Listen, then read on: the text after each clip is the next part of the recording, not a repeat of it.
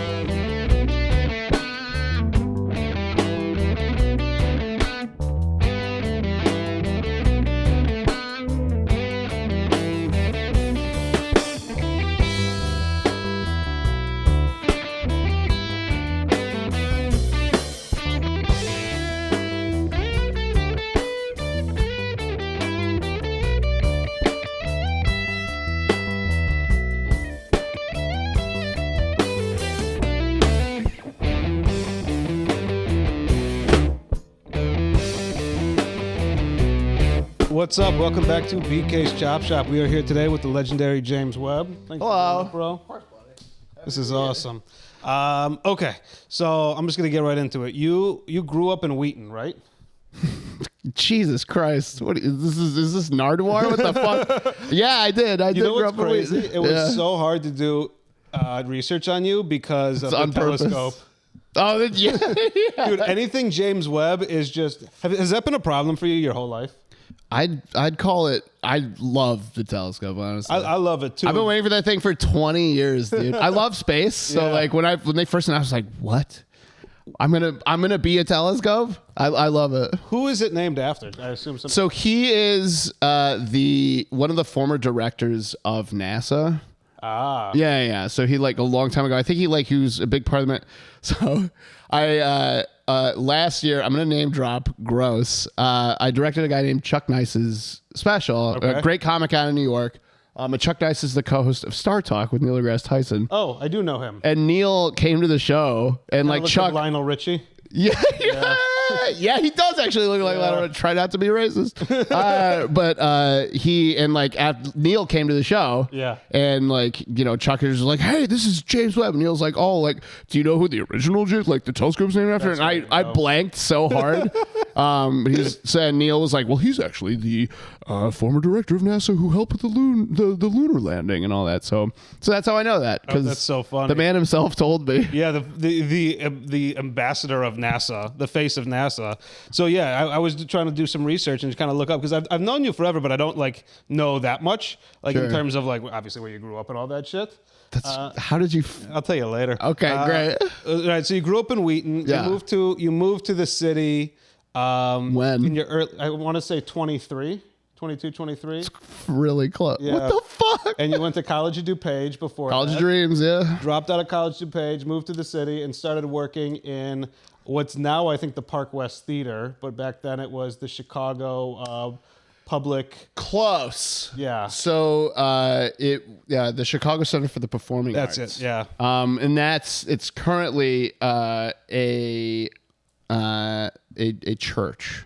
It's now. a church. So they were like a tenant of our it was this gorgeous multi-venue space running comedy 7 days a week. It was the Edge Comedy Club was like the local kind of like Edge Comedy Club? Yeah, it was run by a guy named Dave Odd. And like that's where your Danny Callis and like your like who I mean, you're Megan Gailey, Lisa Traeger, like pretty much everyone from like back in the day, like at least went there once, maybe even do a micro showcase or whatever. For sure. And then we found out that we were all getting fired because the church that ran shit there on Sundays tweeted that they bought the building. So even the bosses didn't know. Oh, that's the worst way to get fired. And now it's a shitty little mega church that nobody likes. Damn. But yeah, the church bought us out, and then the rest is everything that happened because you told me where I was born. For God's sake. No, I'd like to hear you tell it.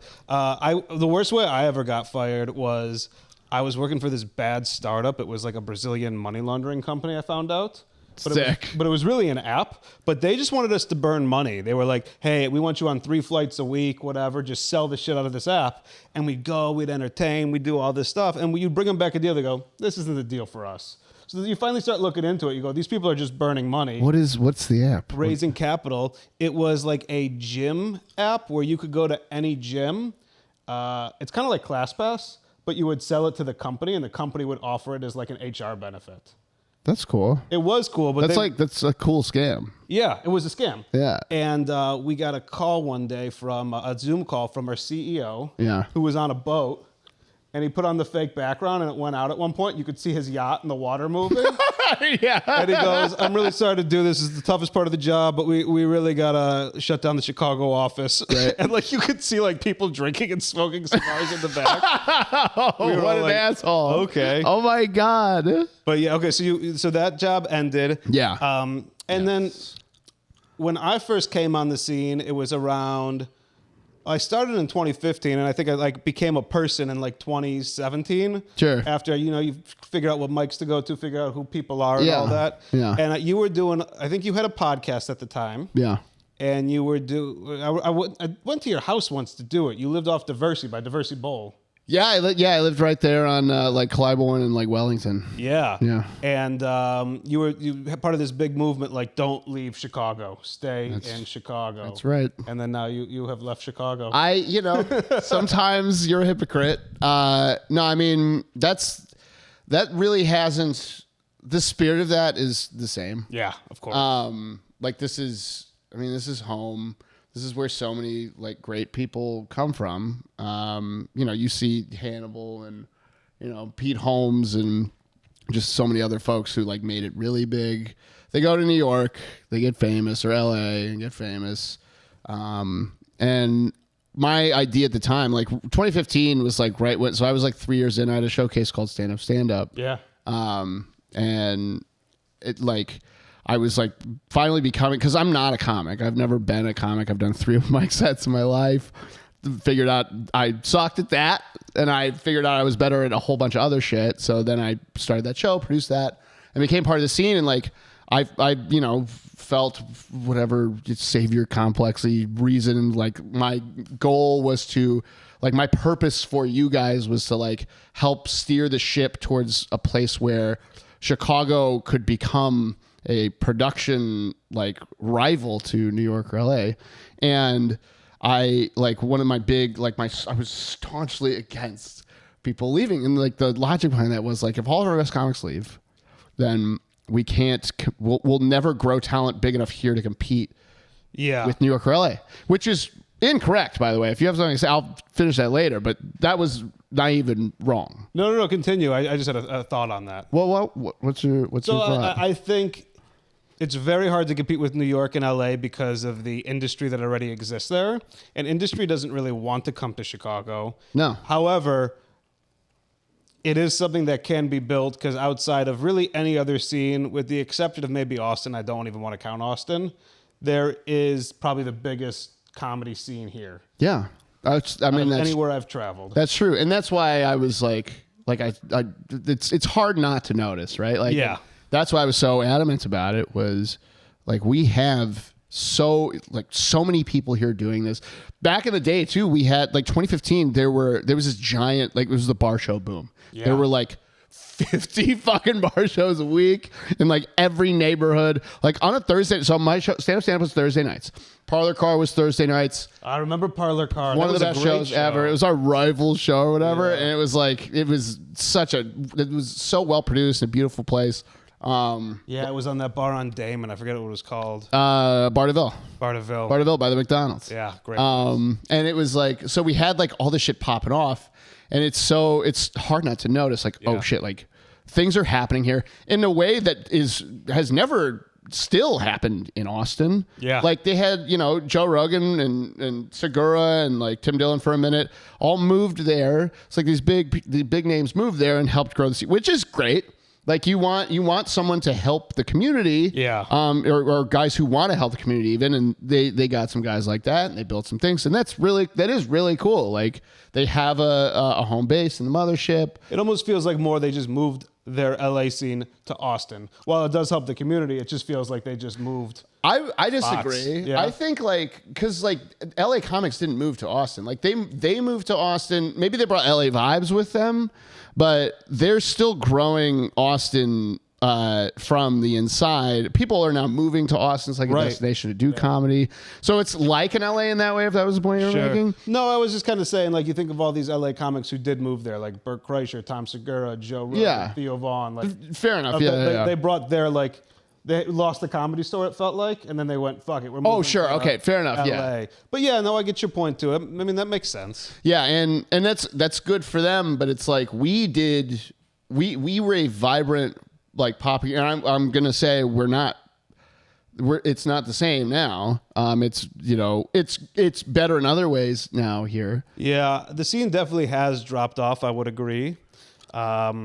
I think we've lost a lot of people, like kind of what you were saying, that kind of ran things or had a foothold or like a place of power with a show. Yeah. And now it's being taken over by the new generation, and like maybe it will go back there, but there needs to be time for them to figure it out for sure. I think it's a good thing though, because like you need a new generation to continue building upon what was left behind, figured new ways to do things. Like, I see, I mean, for Christ's sake, like I left and you guys didn't need me. Like you make great fucking content. Stephen Haas makes great fucking content. James Austin Black, like all these people are like, it's not that we don't need you, but it's nice to see you doing something else in a bigger pool. Sure. And now being a big fish, like coming from Chicago, because I still feel like your content is like Chicago content. I feel the same way about comics. When a comic moves to LA or New York, if they're from Chicago, I'm always rooting them for the most part. Yeah. Unless they owe me money. You know who you are. Well, yes, you do. Owe me $500, motherfucker. That's it? Yeah. Well, I got a couple people who owe me a few. That's okay. Life is long. Yeah, life is long, and it was a long time ago. Yeah. But okay, so now you're in New York doing like crazy big things, which is so cool for us all to watch. So I like you, Gary Goldman, his special, Norman, Sam Morrill, who what's your name? Hashem. Dina Hashem. We did that here, by the way. You did that here? Sam, 3 of the 4 people you just named, we filmed their specials here. They love Chicago, don't they? Every comic does. Yeah. Like, I tour with Sam. We're currently in the middle of our tour now. Buy tickets on the West Coast coming up. I don't know when this comes out. But yeah, and like, so all we do on our downtime is like talk comedy shit, and we talk about Chicago all the time. Yeah. Like people, like at the Cellar even, like, and like you were kind of saying earlier, like, yeah, there's people, like Chicago people everywhere. They stay together. Yeah. Like it's like Chicago Mafia runs fucking like New York, like definitely like the local shows in New York, Brooklyn, CYSK, Brooklyn. It's one of the best shows anywhere. Yeah. And it's run by Mike Leibovitz, David Drake, like all these Chicago people. Yeah. Matty Ryan when he was out there, now he's back here. So it's like, yeah, we take Chicago with us and show the people where we are how great Chicago is. Totally. Because the people make the city. Yeah, the people make the city. They ride for each other, which is cool. Yeah. Now you have Jeff Arcuri out in New York. He's sold the Vic like 4 times. He's selling out theaters, bro. I'm watching him sell. And I remember doing like co-feature spots a long time ago when he was hosting at Zanies. Yeah. And he was just the host every night because he would kill and do this crazy crowd work. Yeah. And he's one of the few examples of people who people always would say like, don't be too good at hosting. They'll stick you in the host position forever, right? Yeah. And Jeff just kind of was like, fuck it, I'll be the host. And then became such a good host. And now his crowd work is selling out theaters. Yeah. And he found a way to elevate it because he's just so good. Anyone who tells you that there's like a predetermined path is a fucking asshole. Like you can find a way to be whatever you want if you work hard enough and are good enough at it. They're like jaded soldiers. They're like, don't do that. I do that. Yeah. Well, maybe you suck. Jeff Asmus out there now in New York killing it. Jeff Asmus. Jeffy. Yeah, he's. I heard a rumor that he may be leaving the city at some point. I don't know, which is cool as fuck because it's like then he's like one of these Sam Talent guys who like can live wherever they want. That's the goal, and that's and then Yes, come it back to is. Chicago what I and wanna bring it do. here. That's my goal in the next year is to move back. Yeah, that's honestly my dream. I would love for like this podcast or something to take off to the point where like I could sell things out without having to live in New York. Because I rent a room in New York now. Because Cool. I can't. I did that be for a here. while. Yeah. Yeah. It's dude. I live with. Do you know Eric Freddy and Diego Torrado? Oh, cool. Yeah. You live with, that's a Dude, fun they're house. the most probably. disgusting. I can't imagine what it smells like in there. Dude, it smells so bad. I had to put a padlock on my room. Not because that they were in it. I was just afraid. well, like, Diego lives rats there, or so kidding. yeah, But rats or mice would sneak in just because it's so nasty. Yeah, he slept on the You floor went in the there? basement. We filmed some shit. what neighborhood are they in? The Brooklyn? They're in. So I was doing Williamsburg. I headlined Williamsburg Comedy Club. And they came with. So it was, and they're like 3 blocks. So I think it's Williamsburg or East Yeah, so Williamsburg. Brooklyn. Yeah. That's kind of where everyone is. Like Brooklyn. It's a little cheaper. The room was. It's like I could pay for it if I spend a week there. okay, Just cool. crank out yeah. shows. Yeah. So that's my goal to do that, and it's so much cheaper than It's a getting a good. hotel. That's a good like strat too. So that's kind of how I went to New York initially. Mm-hmm. Like Sam was very much like, "Buddy, you got to come to New York." So I found Sam Morrill. Sam Morrell. Yeah. So there's I keep this- calling him Morrill. that's fine. Well, you know, I whatever don't. you want. We know. But there's Sammy this- Jewface. he loves that. You can say that, right? Yeah, I can say that. I see the nose. Yeah. But he was like, you got to come to New York in like 22 when we like first started like really working together. And then I met this kid, Patty Clips, Pat Samaha. Okay. He's like a young version of like he does all the things that I do. Okay. And like him and his 2 friends from Staten Island, we all found this 7-bedroom spot. No way. In a really nice area in Clinton Hill, Brooklyn. I know Clinton Hill. Clinton Hill's nice. I love Clinton Hill. It's like a neighborhood almost. Right off Myrtle Ave. So like the fucking bodega's right there. Like there's 3 coffee shops. There's a pie. It's like it was an awesome location. Shout out Jared Schwartz, comedian, who found this place. And then I rented a room there. I built a replica of my podcast studio in there. And I was there like a third of the time, just like paying, it's a decent amount of money for a bedroom, but I was making money at the time. Yeah, so you gotta spend money to make money. to make money, and it really helps. And like if someone out here, my advice for someone living in Chicago now, if you're a comic, I rescind my initial argument of you have to stay here. Well, there's an asterisk, I guess. You should come back. Yeah, that's it. Go make something of yourself and then come back and bring some of that here. Yeah, or even like if you can, because look, I'm almost 40. I had roommates a year ago. Yeah. You know, there's Nothing no wrong with shame in having roommates at any age. So you could go get some roommates in New York and like do what you're doing. Yeah. Just like, rent a room for a couple $100, $1,000 a month, and then maybe downgrade here a little bit. That downgrade in lifestyle here, though, is where it pays dividends to be able to go out there, get seen at the Cellar, get seen at New York Comedy Club, like any of these spots. If you just hang out at Olive Tree, just like see what the vibe is like above the Cellar. I used to do that all the time before I was like, there was a while I couldn't do comedy in New York because I guess I could do mics, but like I couldn't get booked on any of these shows. Yeah. So I'd hang out at Olive Tree, I'd hang out at all these clubs, and then I eventually started like getting spots, and like now I could go out there for a week and like work and then come back here and do 10 times the amount of shows I could do here. So it's sick. I did want to ask you though. So like, you go from, I see you leave Chicago. Yes. And then, I see you on Instagram kind of. Worst day of my life. Don't really see the steps that led up to it. Yeah. And then I see you working with Sam Morrell, Mark Norman, doing all these specials. Like, what was that process like? And were there moments where you like, that were like just like kismet, another Jewy word, kismet, and like were crucial in that process to be like, from moving out there on a whim to being like very successful out there doing all this filming? Oh, the moving. So like, I mean, it was kind of, or the whole process of like living out there and moving and building your brand. It was, I kind of like, I kind of like had my brand or whatever. Sorry. I had like, I was where I'm at now before I left, I think. So you established yourself here and then made the move when the opportunity existed. Because Sammy like found me in October of 2021, and like we met at the den. He like needed someone to film the sets. We met at the den. We hit it off. We clicked really well. And then he like offered me the Netflix special. Yeah.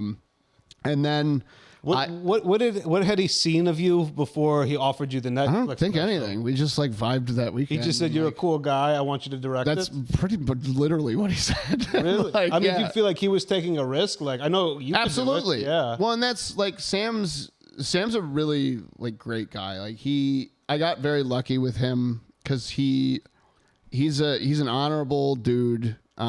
He pays well. He's hilarious. Yeah. And he's a human being. Like he gives people chances, you know.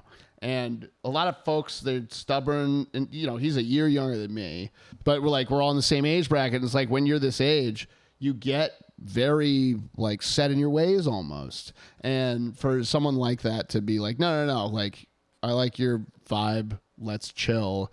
And by the way, here's my current hour to all the responsibility of filming that and making it look as good as I want it to look is enormous. And again, this is after knowing him for 3 days. He was like, So when you in the Netflix special was at the Den? At the Den, yeah. So when you went in to do this, like, did you run your vision by him beforehand of how you want it to look, or did he just say, "James, take it and run"? He kind of just let me do my thing again, which is like so crazy. Like really, like reflecting on it, like he was just like, "I trust you, do your thing." And I'd filmed, I can't even count how many sets for people. I mean, and he hired me to film his sets at the Den because so Nimesh Patel wrecked me to him. And along with like 100 other people in town, thank you for DMing him to recommend me for the gig. So he knew what I had, like You built a quality reputation. of my work, the reputation, all that. I was also, again, like, I was the only guy in town, so it's kind of like you don't have a choice when you come here. Like, Stephen Haas wasn't filming sets just yet. Yeah. And, like, so it was still, and I'm you know, I worked very hard to get where I am, but so much of where I'm at is luck because there was no one doing it yet. Yeah. So if you guys had been around at the same time as me, you know, God knows where I'd be. I'd be filming open mic sets or something. Well, you no, guys I don't are think great. so at all. But it's like talented. I filled a void very early on. There was no production arm in Chicago ever for stand up, and I was like the only dork who knew how to work anything. Yeah. So I was like, fuck it, I'll do your album. Oh, cameras, I can afford a camera now. I'll do your special. Like, so I learned very like quickly not even quickly, like it took a long time to learn, but I failed a lot in the dark. Yeah. Over and over again, to the point where, and lucky for me, to the point where Sam asked me, "Hey, do you want to do my special?" And so he must have seen something. I'm sure he saw. So yeah, you were filming sets and everything that he could look at, and he was like. And Nimesh is a man of taste, so he trusts his opinion too. No, that's so a great. That's a great reference. Yeah. So it's like it was like insane. Still, like to this day, it's like it's unreal to think about that happening. It was really cool. Were there moments building up to you getting Sam to ask you to do it where you just kind of wanted to give up, or were you just having fun the whole time? Film, like in my career? Yeah. Oh, I wanted to give up every day. You wake up every day and go, fuck comics this treated me shit. like shit for years. Yeah. I like to, the best descriptor, I think, of what I am. I was the Jane Goodall of comedians. Yeah, and we were all the chimpanzees. All chimps, just throwing your shit bananas at me all the time. Like the phrase, and like I'm over it, and like you know who you are, but I'm over it. Because look, we're all old and it's great. But like that dude owes me $500 too. Yeah, right. The phrase that I would hear so often is, "You're not a comedian. What do you know?" About what? Filming? Anything. That's so stupid. Which is because comedians most likely true. know the least about anything, except for maybe comedy. except for being funny. Yeah. Which that's I mean prerequisite, but sure. But it's just like I would and a lot of the times they were right. I'd give opinions on sets or jokes or whatever. Like Okay. I would speak out of turn sometimes, but also like I would talk about production stuff, and they'd be like, "What the fuck do you know? You're not a comic." Like I was othered by the community for a long time. and I was angry, and I lashed out a couple times, but it was like, but now everybody's friends, and it was a learning experience, and now we're all part of this like cool ecosystem that allows more people like me, people like you to help, because we need each other to be seen by the world and outside of Chicago. That's so interesting. Because it's like you had to suffer through it, probably leave a little bit, and also like wait for certain other people to leave too. Not even really like or change their opinions. There's so many opinions, dude. And when you're in your 20s and like early 30s, every single person is a fucking asshole. Yeah. Because they think they know everything. Yeah. Some people beyond that think they know everything. Yeah. I certainly do not. But yeah, most people grow out of that. But it was so much of that. Yeah. And that goes away. It's immaturity. It's ego. Yeah. It's a lot of things that you learn with life. I would assume. Yeah. All right. So when you go into like doing a special, right? Because you've done a lot of them at this point. Too many. All of them are very good, and you're on the road right now. From what I see, like every couple days doing shit in different cities and different theaters. It's sick. Do you approach a special with anything more than I know the angles I want? Do you have some sort of like vision for it more than that in terms of like, here's how I want it to look, here's how I want it to be when the curtain opens, or? Pretty much. I mean, yeah, we'll tool around. Like Mark's special was fun because we got to like, one of Mark's things is he's always late. Mm-hmm. So the intro to that, and I can't remember if I came up with the intro concept or who did, but it was probably a collaboration of sorts. But the intro to his Netflix special was him running from the train platform into the theater. So like that's kind of fun. Also, like directing a special is kind of like, specials don't really. Tim Dillon said this best. He was like roasting his former producer Ben Avery, Sean Ben Avery, about when he did his Netflix special. He's like, he's right. He was like, Ben is the director. He just puts cameras in a room. Yeah. Because it's like Tim knows what he's doing. Tim is leading the show. He's directing it for the most part. Yeah. And it's like, so it's like, it's a luxury title, I think, in a lot of cases. There are, like, by the way, please hire me to direct your special. Please, I need money. But also, like, there is a utility in a special director in which, like, that a DP can't handle. Like, for instance, so here's what a director for a special can do. I just filmed Pinky Patel at the Chicago Improv this weekend.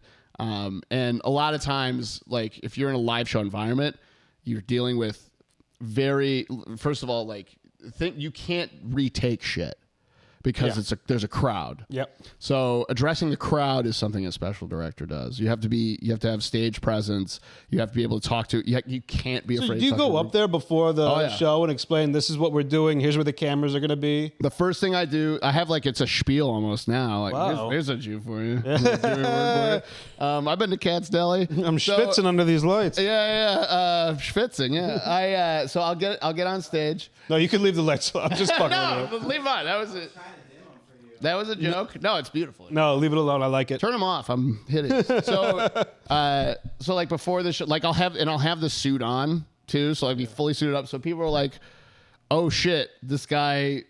Like, there's something happening in here. Clearly, if they hadn't noticed the cameras, if they hadn't noticed the mics, they're gonna notice this one. Yeah. I'll get on stage. I'll be like, "Hey, folks, how are you?" And I'll ask them, who's been to a comedy show before?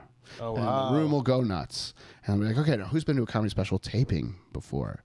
And a couple people will clap, and they're probably lying because not a lot of people know. I'll be like, all right, cool, we got some veterans in the house. Here's what's going to happen. There's a camera here, camera here. Mic's up here. There's a camera right here. We are filming this for blah, blah, blah, et cetera, et cetera. And so I have like a spiel that I go all the way down, and then I bring out the opener, basically. Yeah. So I'm like the opener for the opener.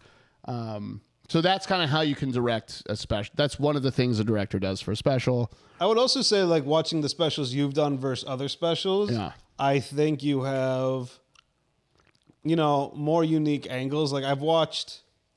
Thank you, buddy. I'm thinking of one special. I'm not going to call it out. It's not yours, obviously. Call it out. But I don't remember what it's called. It was Bill Burr in a London theater. Okay. I can't remember if one of you guys could look it up. Bill Burr's Paper Tiger. Don't look. I was going to say Paper Tiger. Yeah, that's one of my funny favorite. How things just come back to you. It's one of my favorite Bill Burr specials. I love the way it was filmed. Yeah, and I felt like there was a unique aspect to the camera angle they chose because it felt like you were a member of the audience. Yeah, it was like a cowboy shot, but like.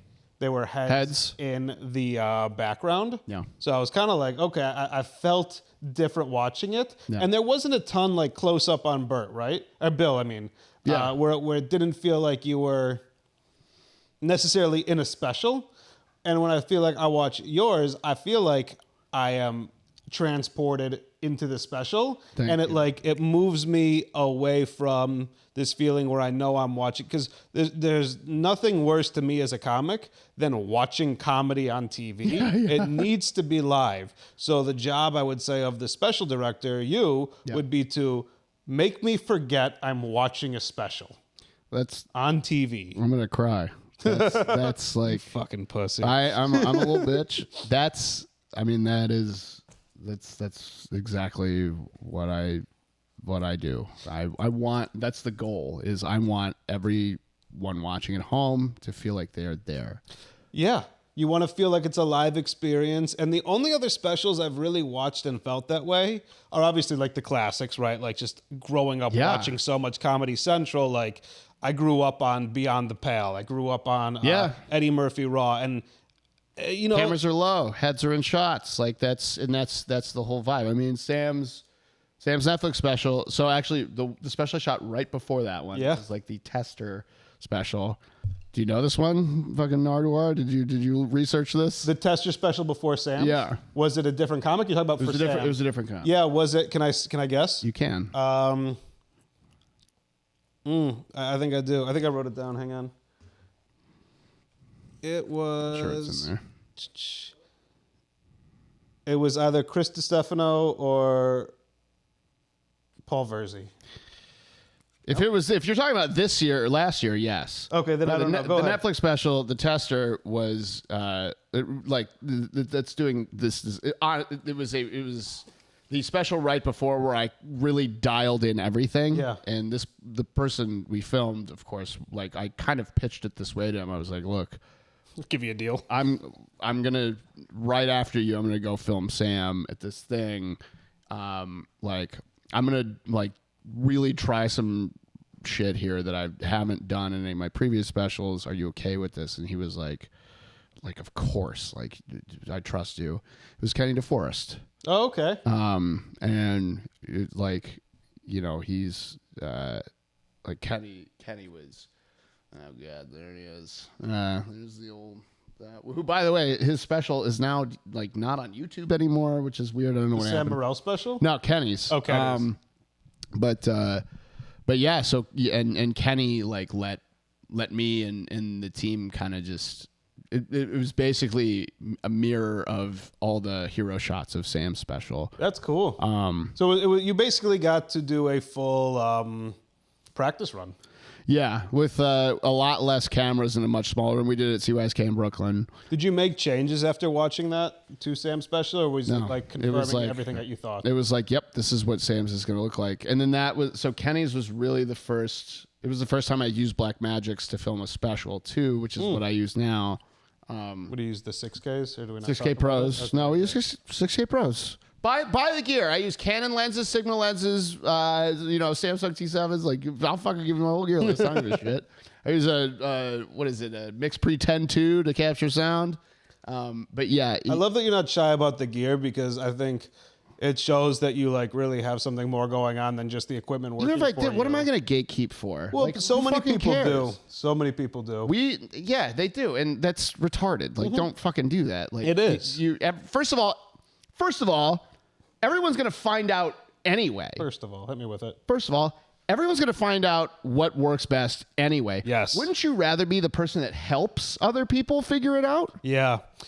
And also, it's not like you need to hide behind the wall if this is my equipment. Like, you can't do it too. Yeah, you can go to the store and buy a camera. Like, you're an asshole if you're if you're not telling people. Like, there's certain, there is some sauce that I do keep. I mean, but not even really.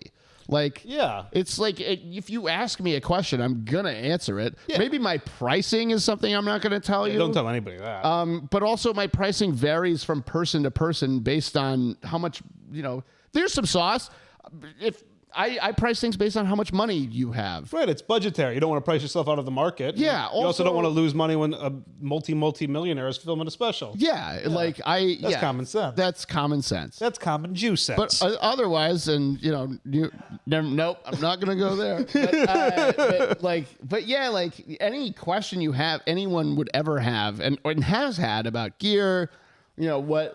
Anything I use, like, of course I'm going to tell you. Yeah. Like, that's ridiculous to not be open about that. Right. You want to build the people, protect the business. The business is make shit that looks cool so that the people at home watch it and laugh and comedy continues. Right. Why wouldn't I help you need a lucrative functioning business so that you can continue to do it. Right. And that's going to take more than one individual.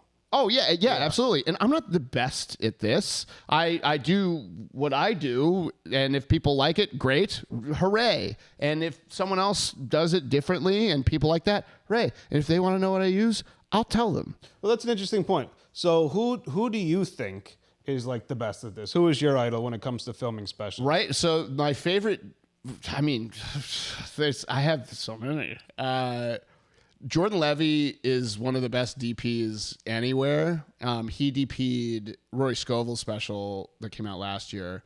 I love all of Rory Scovel's specials. So funny, dude. Yeah. And he's just he's great. And beautiful too. And Jordan, I think Jordan is like he works with Rory a lot. He works with everybody. I have not met him yet, but he's like as a cinematographer, like I look at his stuff. He's one of my bars pretty much. Just like if I need inspiration, if I need to like push myself to like perform, I watch something he's done. Like, all right, let's go. Jesse Chifo, who I don't know if you know him. I don't. Comedy photographer from Madison turned insanely talented special. He does everything I do. He's my number one on every special. Hell yeah. He's assistant direct. Like I met him.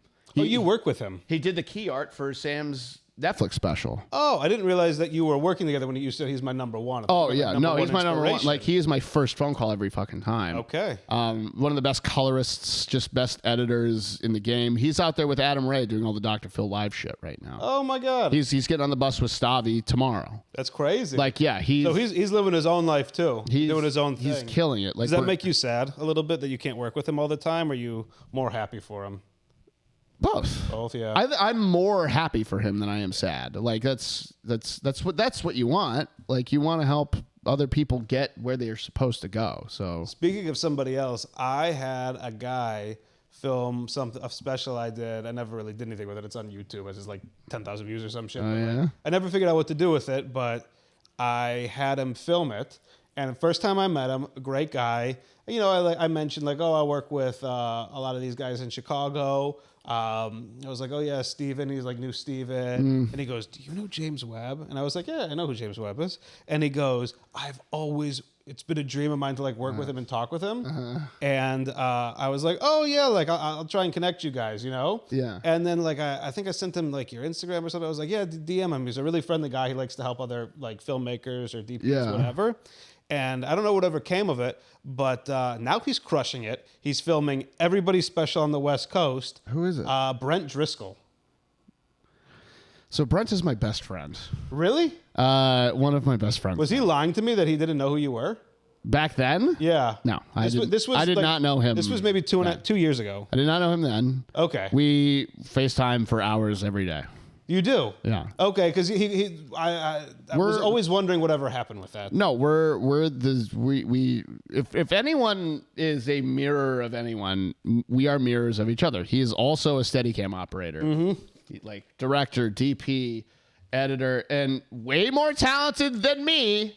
But yeah, like he's, God, yeah, Brent fucking rips. When did he direct your where was this done? It's no longer, but it was the Comedy Bar Seattle. No affiliation with the Comedy Bar here. It was Comedy / Bar. Okay. Yeah, I don't like the Comedy Bar here. I don't work there. Hey, man. Yeah, I said it. They need to pay people better and at all. But he filmed it out there with me. We did 2 shows. Yeah. Both sold out shows. He like really dialed it in. He made it really cool. Just was thrilled with the way it came out. How was the lighting? The lighting, oh my God, dude. He built the setup for that club. That's like his home club out there. Yeah. So he kind of did what you did Tacoma? at Zany's. No, this is Seattle. Okay. Because he just did Tacoma, I think. Yeah, the Tacoma, I think it's just called Tacoma Comedy Club. Yeah. Yeah. No, it's called Comedy Bar Seattle, but they just rebranded to Emerald City Comedy Bar. Cool. It's under construction now. But he built their whole setup. He did all that. Yeah, and he just is crushing it. He goes on the road with Nate Jackson. Yeah, he's Nate Jackson's guy. I've seen him film with Adam Ray. I've seen him do like even Segura, like when he's out there, just like clips. He just and did stuff. Theo Vaughn. Yeah, he did Theo Vaughn. Like 3 weeks ago. Yeah. And just to go watching him like doing my thing for, hey man, if you could throw me a couple $100 and like maybe hook me up with like Haas and like James Webb, I would love it. You know? Yeah. To now, like, I still talk to him, but like, I guarantee you he'd be way out of my price range now. You know what I mean? Like, I don't know about that. I'm sure he'd fuck with me a little bit, but all I'm saying is like, same with you, just seeing the progression and somebody like move from A to B and just be so deserving of it's nice. I'm glad you know Brent and you guys ended up connecting. Yeah, it's I'm because he knows another guy, Michael Malone, who's like a really talented director. He was LA based. He's in Vegas now. Okay. I think he sent me Brent too a couple years ago. Yeah. And sure you get a lot of those. Oh yeah. And I was just like, yeah, I can't remember exactly how we started talking. I think he may have just flat out DM me and was like, hey, I need your advice on something. Fuck yeah, good for him. I mean, that's how it starts. You know, there's plenty of people who I haven't gotten back to yet. It's just because I have fucking ADHD and I'm like, a little busy. But like, yeah, I want to meet as many people out here as I possibly can doing what I'm doing. Because like, there's something I'm about to do in a couple of months where I can't talk about it just yet, but I'm gonna meet Brent for the first time. I'm flying him out, or I might meet him this run actually with Sam because we're going to Seattle. But I'm doing a special in a couple of months, and I'm bringing Brent, I'm bringing Michael Malone, I'm bringing like all of these, you know, Jesse, pretty much every like heavy hitter that does what we do to film this with me. So like I want to make a point to be like, yo, like we are fucking out here. We're the new Comedy Central. Is this a big special or is this a big platform you're launching? It's a big special. Okay. And I want to show, and there's like big names attached to it too, production wise. Okay. That like I want to get as many of us in front of them as possible. And be like, hey, like here we all are. We've been destroying at this for the last like 5 or so years because this boom is also very new.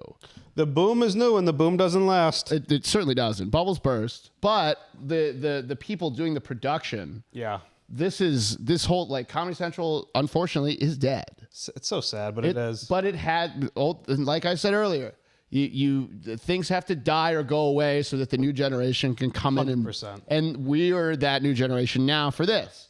Comics don't need to, you know, it's like these labels giving people big pieces of their shit. They can own their shit. And now there's people like me and Brent and Jesse and Patty Clips and Ethan Dupree and Nicole Lyons. And I'm just going to name drop all fucking day I could. Doing this shit, making shit that looks incredible because gear is affordable. It's lightweight. You don't have to bring a fucking Alexa LF into a giant case and 3 trucks full of gear to make a special look cool anymore. Yeah. You can rent some fucking Astera Titan tubes, $1,000 a day, and like and fog up a room and make it look sick. Yeah. Like for no money. and Black Magics are fucking red. So here's something. I'm going to go to Komodo's now. I'm going red. Like I'm going to. That's what Brent uses. Yeah, he uses Reds and Sony's. Yeah. And I'm going. I'm gonna keep them. I need some run and gun shit. I might sell them. I don't know. We'll see. But once I have 4 Black Magics now, I want to replace all of those with Komodos and a V Raptor XLVV, baby. So that's somebody give me a lot of money so I can buy one of those. But but yeah, Komodos are $3,000 now. They used to be $6,000. So it's like.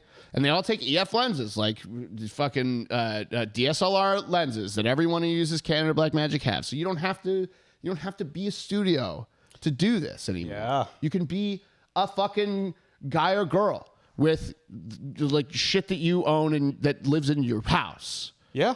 So, and that's what I want to show these folks that we're producing this special with is like, hey, we're all scrappy. We did this ourselves. Like I never went to school for this. Yeah. I learned this all on the fly over a long time. I could have learned all of it at school in a shorter time. It never would have been the same knowledge though. No, because there's intricacies. I've worked in venues my whole life too, so I understand how to talk to people at venues. Well, that's real life experience. Yeah. Yeah. So it's like, and a lot of these other people have too. So it's like we're from the streets basically, and it's our time. Like and again, we're not the stars, comedians are the stars, but it is our time to shine in terms of like what we can do for the industry, what we've been doing for the industry, and how we can build a better industry going forward, so that the kids below us, it's disrespectful, but the people below us, well, they could be kids now. They could even be sperm right now. They probably are. Yeah. That's where kids come from. But these, there's people. There is a kid. There's a college kid who just filmed a special. Colin Doyle, who PA'd for me on a special I did last year, who just DM'd me, asked me for advice, and I talked to him and like as I would with anybody, and he and his team called me for like an hour to get advice on how to do it, and I told him everything I know, and he said it went off without a hitch. He's the next version of whatever we are. Yeah. And he's going to do it way better than we are and the people are going to be treated even better than we are. And like on and on it goes. Hopefully it's the dream. Yeah. So it's interesting. I'm curious about this, not to like remove the opportunity, but I just want to know your opinion on it. Like, what are your thoughts on comedy specials? Do we have too many of them? Do they need to change? Are they going somewhere, or do you just love the way they are? Are people watching them? I don't know. I'm just asking in general. I think just make stuff. People will watch it. Just make stuff. Like too many like. I'm not like, this isn't a jab at you, because I know where this question comes from. I get asked this all the time. Like, this is a question that everyone asks. Well, I'll tell you where it comes from for me. Yeah. I was gigging with a older comedian, pretty established, just has a lot of opinions. Sure. I'll tell you what it was later. But he was just irate that so many people had so many specials. Yeah.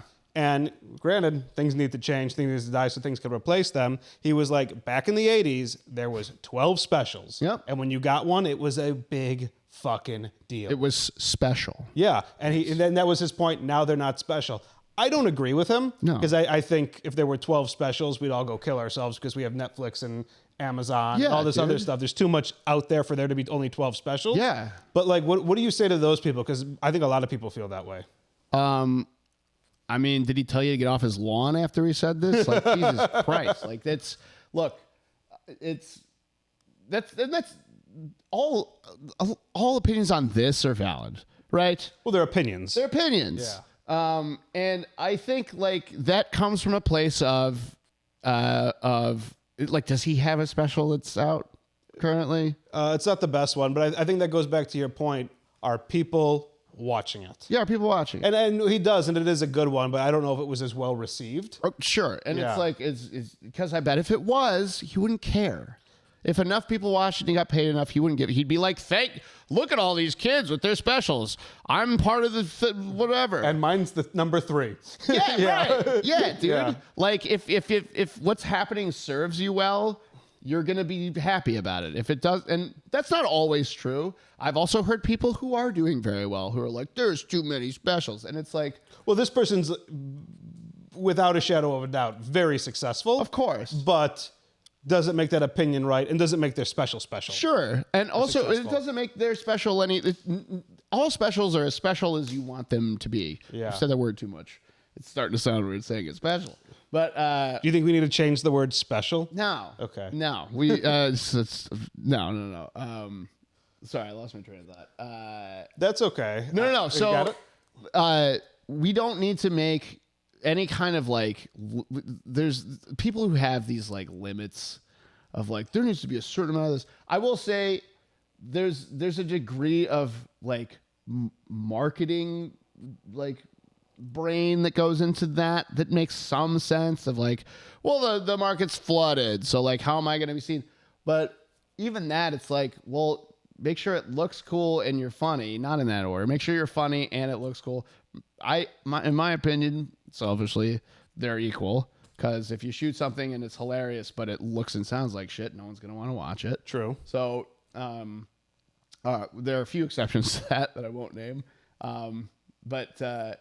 Is it amateur porn? No, specials. Oh. I mean, I've jerked off to it a couple of times, but there's still comedy specials. No, but that's just how much hotter she needs to be. Right, yeah. Than a Brazzers star. Exactly, yeah. It was filmed on an iPhone 3, but God damn it, she looked great. But yeah, like it doesn't matter how saturated the market is if you can rise above it. And it is hard. It's crabs in a bucket. Yeah. Everyone's pulling it like it does suck sometimes. But you're able to search for whoever you want to watch as a consumer. Yes. So you're able to promote yourself as the performer to whoever is listening to you. And if you get traction, it doesn't matter how many other specials there are out there. I think as many specials as there could possibly be, is good because it keeps comedy relevant. Yeah, I was just curious on your take of it because it's something that I'll tell you who it was later. Yeah. Said, but also I've heard a lot as like kind of an opinion amongst people. Yeah. And I'm going, okay, James is around specials more than anybody I know. Is he going, I'm so sick of these, people need to stop making so many? Or is he going, no, this is just more content to put out there and people will find what they like? No, I love it. I've been watching comedy since I was a child. Yeah. I want to watch comedy until I die. Like, it's make as many fucking specials as you can. And hire me to do it because I make specials. Specials are good. I need people to make specials so I can pay rent. Oh, my God. It's funny. Let's switch gears a little bit. I want to get a couple like other kinds of questions to you, and then we'll wrap soon. We're almost done. Okay. What is, for you, your favorite part of Chicago, and what do you miss most when you're in New York? The people. The people. What about them? I mean, they're so nice. Yeah. Oh my God, we're the nicest people in the world. Yeah. Chicago is the perfect it's all the best things about the coasts in one place with none of the bad things. We have actually more beachfront beaches than Lake Michigan. Yeah. And you're always 30 minutes away from the beach. Yeah. I could drive 10 minutes straight east. Yeah, you'll be in the lake. Yeah. In the lake. And the lake is it's an ocean. It is. We have boat culture. We have yacht culture out there. And those people are not my favorite people here. I'm just saying it's as big, but we have big enough. Yeah. Yeah. So if you are a piece of shit asshole who wants to bring their yacht out, Chicago is here. And when you park your yacht, nicer people will be around you. Yeah. But the people. I mean, for God's sake, like you got to be a good person to survive here too. Yeah. The winters, are you kidding me? Oh my God. To come out of that and still be a good person? Yeah. Jesus Christ. I love the dive bar scene here more than anywhere else. And I think that as a testament to you need to be a good person here to survive. It's just such a warm, friendly, inviting atmosphere with cheap drinks and people, regulars who want to talk. You don't find it elsewhere because we're hiding from the cold. Yeah, exactly. Yeah. That's why we survive winter. We figured out how to go inside and have fun. So. What is your favorite Chicago like food? Professor Pizza is the best pizza anywhere. Is it pizza though? Like hot dog, pizza, beef? My favorite Chicago food.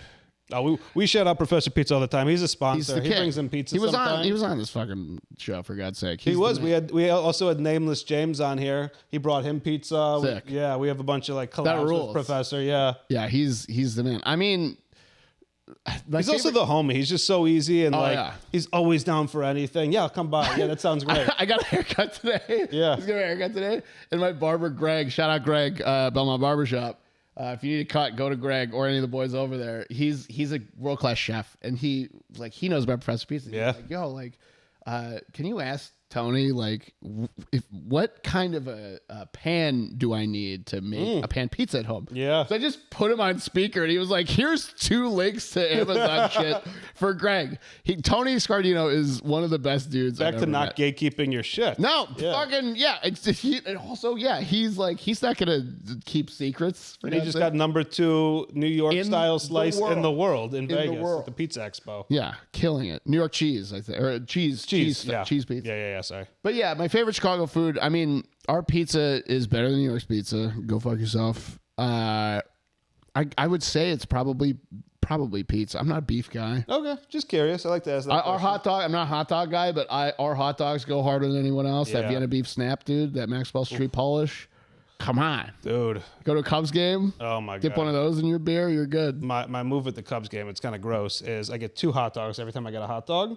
Yeah. Hot dog number 1, I put mustard, relish, tomatoes, onions. Chicago on. style. Chicago style. Hot dog number 2, I get plain. And I get it in the foil when the guy's walking around it with the box. Okay. There's something about the sugars and the enzymes in it when it just sits in the foil. Just cooks itself. It cooks itself, and like it almost tastes like, not like candy, but sweet. Yeah. That you just take a bite of the hot dog plain, and you'll finish the whole thing in like 3 minutes. It's Okay. like, once it hits your lips, you're like, whoa. I'm going to the night game tomorrow. Yeah. I'll and I try said that. 3 minutes. I mean like 3 seconds. It's Sick. just like, Sick. just try. You don't drink, do you? Not a lot now. No. Okay. But I'll drink. It's a Cubs game. I'm gonna drink. Well, I didn't know if you were sober or not. So No, you just no. drink a little bit. Yeah. Have a beer or 2.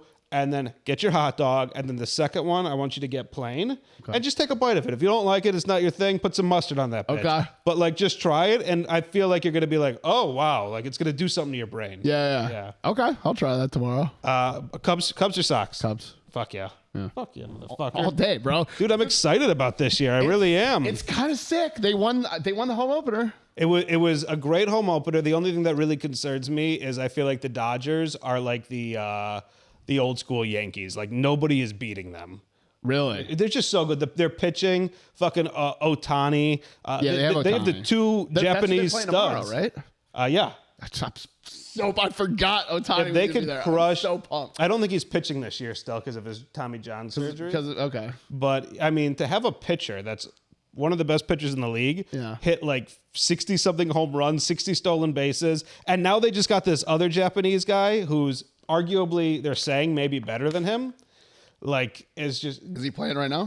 Has he been playing the season? I think so. I think he'll probably be playing tomorrow. Baseball has become, how good are your Japanese players? And how good is your connection with Hell Japan? yeah, dude. Yeah. Fucking Saku. Saku needs to get back on the team. Every time. Yeah. Every time comedy softball, Saku Yanagawa is Well, he picked. came here to play for the Cubs. Did he really? Yeah, he came here to play for the Cubs, ended up getting hurt, and just they were like, sent him down to minor league, and he was like, I can't do all this kind of thing. Yeah. And ended up starting comedy then. That's his story? Yeah, he came, he's a baseball player. Oh, clearly. Again, Yeah. he crushes every softball game. Yeah, he came here to play baseball, and like they sent him here to like do the Damn. farm team thing. We got to get Saku back on the Cubs, baby. Now he's going with the Cubs. He just went with them. You know how they do all their not home openers, but like the first game of the season in Japan. I did not know that. Well, so the Cubs did. They did their first, I guess, game. I think it's an exhibition game against the Japanese team. Sick. Saku goes with them to teach them how to act in Japan. So he sits with the Cubs and he's like, okay, so like you bow here, don't shout here, don't take your pants off, you know, whatever. I love this. Isn't that crazy? That rules. Please tell me they filmed this for like content for the Cubs. Like I don't Instagram know. or I'm gonna something. get him. I'm gonna get him in 2 weeks on the pod when he's back. Saku. To talk about. If they need content filmed for this, you know who to call. Oh, I'll tell Saku when I see him. I want to pivot. He's also just such a fun guy. I see Saku every time I'm leaving the Laugh Factory. He's sitting at the bar right next door in Muse. So I walk out the Laugh Factory and Saku goes, "Hey!" And I look over and he's there drinking, and I go in and all of a sudden it's 4 a.m. He's just a fun dude. He's the best guy ever. He's so like just happy all the time. He said one of the funniest things to me. He said, "This is a Japanese guy saying it. I'm just quoting it, but like he swears by this." He goes, I didn't ask him to tell me that. It was just random, He goes, in Japan we consider ourselves the whites of Asia, and I go, oh. He goes, everybody else, jungle Asians. Fuck. Oh my god. And I was like, that's so funny. It was, but to him, he was making a statement. Like him and Japanese people talk about this shit a lot. Yeah. He was just telling me See, what they'd be everyone's talking racist, about. folks. Everyone.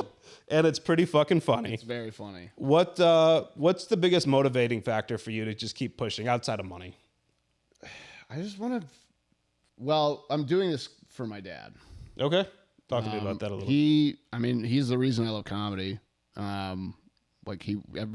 whole childhood it was me and him watching Comedy Central Presents, Premium Blend. Yeah. We'd stay up late and watch Insomniac sometimes. Eddie Murphy in the car and Jim Brewer in the car, like a Raw Dog Radio on Sirius XM in the car. So it's. Your dad was a really smart guy, I know. Oh, he's the best. Still around, by the way. Yeah.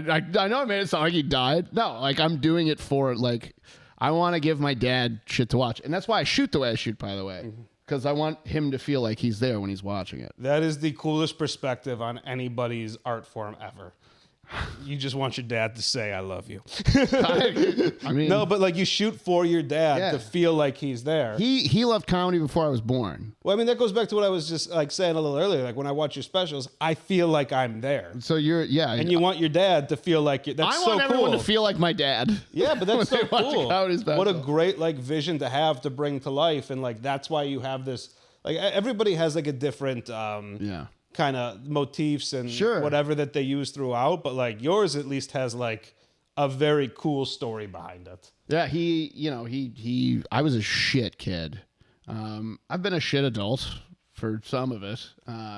But he put up with me doing all the worst of the worst kids, getting kicked out of school and all this crazy shit when I was young.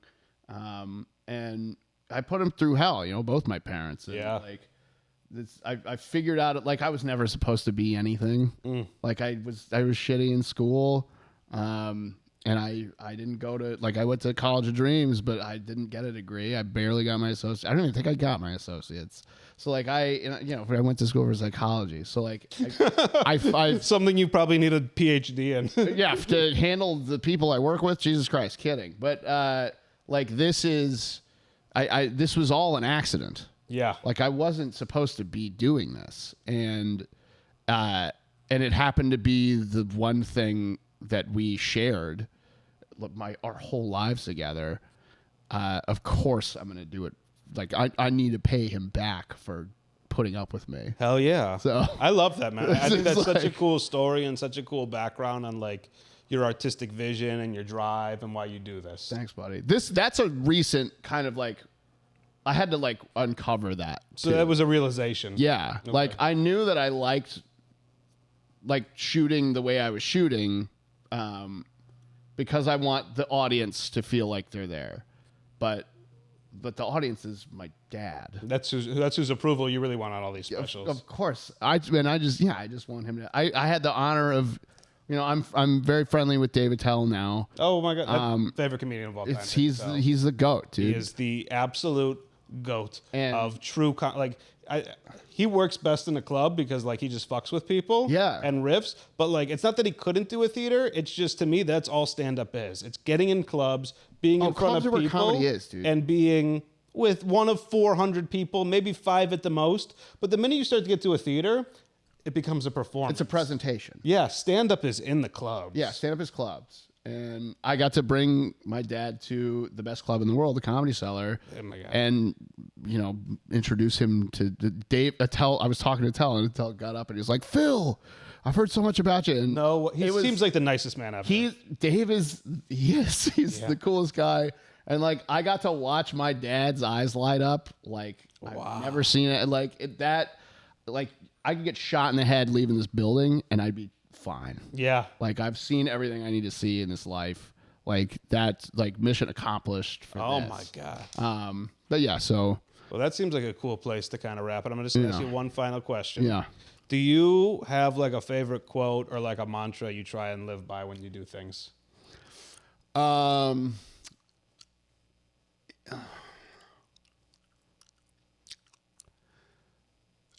Sufficient incompetence is indistinguishable from malice.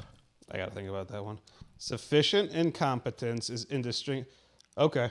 So being sufficiently bad at something is the same as being Evil. Evil. Yeah. So it's kind of like you're the enemy of mediocrity. Don't be mediocre. Well, I guess there's the aperitif to that is assume the best. Oh. Yeah. Okay.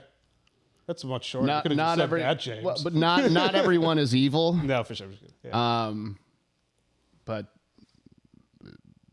yeah, I don't know. Most people are stupid. I don't know. Okay. Assume someone is ignorant before you assume they're evil. Okay. I like that. Yeah. I like that a lot. Okay. This has been awesome. Nick, did you mark down all the times James said the N-word so we can get rid of it? Can you please put all of those in the clips? This has been fun, dude. Thanks so much. Dude, thanks for having me. Appreciate you. Brett Kofman.